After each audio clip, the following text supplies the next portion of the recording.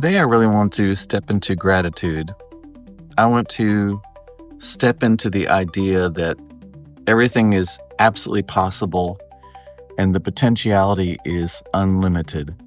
There's so much going on. I woke up this morning and I'd lost a YouTube subscriber, and I was never the popular kid in school. I think that's why I love listening to at Dodash so much, is because I feel so much akin to her in the fact that, always been sort of like an outcast, was an army brat, so never stayed anywhere very long, and just never felt like I really fit in. And because of trauma during childhood, I really was disassociated. So, there was no one even really there for anybody to become friends with, to be quite honest with you. I wasn't even there, wasn't even present. But today I really want to cast aside like all of the craziness that's happening, in the world and in politics, and how most of our news channels have just been complete entertainment. And that's why we now have entertainers who are now becoming in charge of things, who are completely, in my estimation, unfit for office. And who knows what America is going to look like in 4 years. The idea that we're more concerned that the Gulf of Mexico gets renamed, and that I am married to my right to be able to be married to my husband is more important than children going hungry at night. This kind of blows my mind a little bit. That's like the very first topic. But it's a hard thing to do sometimes, to be able to see those things and experience them as real life experiences, and yet still find gratitude in them. And that's what I seek today. I seek gratitude. And what I can be grateful for is the energy it's giving me. It's giving me the energy because you can either crawl into a little ball and just float away, or you can decide to be part of the solution. And though there's nothing I can really do as far as like getting somebody else in office or anything like that, or what I can do is find a way to help others to find that sense of peace in themselves, find that appreciation for themselves, and find self-love for themselves. And so that, because you can't give out anything you don't have for you. And so you have to find that way that you really are in tune with you, that you love you, that you find yourself miraculous. If you look at the statistics of your even existing, just all the different, there's so many ways to even look at it, just as like the planet of Earth even was created, and that your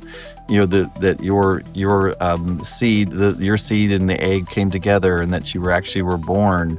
There's so many chances of that, so many probabilities of that not happening. The fact that you even exist today, that you breathe air, that you are here, is miraculous. You are a miracle. You are from these seeds of stars. That's what you're made out of. We all are. And I truly believe that we are all part of the divine. I truly believe that we are all limitless beings who can tap in, but we have to let go of these cloaks of fear, these cloaks of that someone else is in control, that someone else is running the narrative. We have to let go of this idea that we don't have empowerment, that we are not able to make choices and set intentions and set focuses. I truly believe that a person who is truly tapped into what they want and stays clear and focused and intended on that, and does not veer, and walks through that gate with faith and in grace, I truly believe that person is far more powerful than millions of others. I remember hearing Abraham Hicks talk about that one who is connected is so much more powerful than 10,000 others. And I believe it's even higher. I bet it's even higher than that. And I know, working with angels, it's often said that there are 10,000 angels waiting at your lips for you to speak. And whatever you speak will be. And they go out and they create the path for it. And what ends up happening is through fear, we kind of wander off the path, or we don't have the faith, or we don't have the to continue to walk down that path towards what we feel pulled towards. So part of what I feel pulled towards is to continue to post on this channel that is unmonetized, that I've been on for 10 years. I'm going to continue to do it. Everybody may unsubscribe. And at the end of the day, it's more about what I consider my art form, which some of y'all are going to say, this isn't art, this is crap. You know, art is in the eye of the beholder. My channel to me is an art form. It's my own personal expression of myself. It's my own creative expression. Hopefully somebody gets something out of it. And it's a learning process as I go through. And hopefully, I'm sure a lot of you are like, well, hopefully you'll learn lots really quickly. But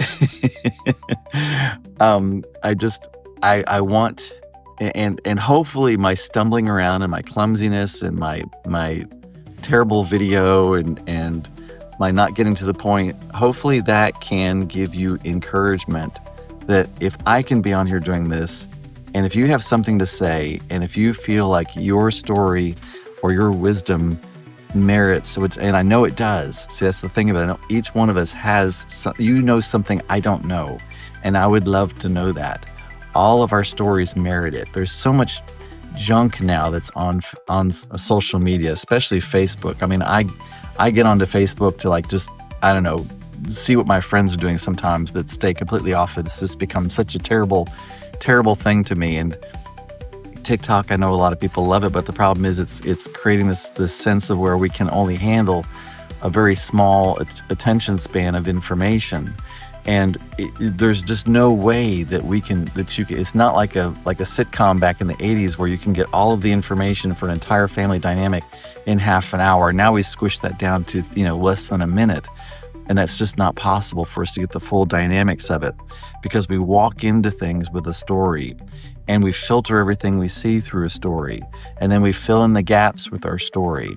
And so if you're only getting a very short attention span of whatever it is, most of it is your story, and hardly any of it is what's actually being presented. It's just triggering all these things in you. And a longer form, or perhaps even just a moment of silence, is where we really tap into what is our own story, and we can ask that story if it's really true and if it's serving us. Perhaps we can change that story, but we can also just become mindful in the moment and just have that sense of presence, have that sense of peace, have that sense of calm, find that sense of wonder, and really, tap into the whole thing of gratitude. And you don't even, at the end of the day, have to have anything specific to have gratitude around. You can just have gratitude. If there's nothing you can think of that you can be grateful for, then just express gratitude for gratitude's sake. And I promise you, if you make that a habit, if you make it a habit of doing it, especially when you wake up and you start seeing all these different things and perhaps they start pulling your energy down, step into gratitude. Step into gratitude that you're even able to notice, and step into gratitude that you are just going to believe that there is a solution, there's a way out, there's something there that the divine is opening up for us that can change our lives, make this world a better place to live, and really help empower all of us and bring us all to love and peace. That is where I'm staying. And if anybody of y'all want to join, I hope you will. Please let me know any struggles that you're going through, anything that we can all hold space for each other about. That's really what I want this to be. I want this to be a place where where space is held for you. You can find me on Facebook at Pete Casaboon. You can DM me there if you so desire. But until later, I'm just going to say love, peace, and release. And thank you, DoDash, for keeping it real.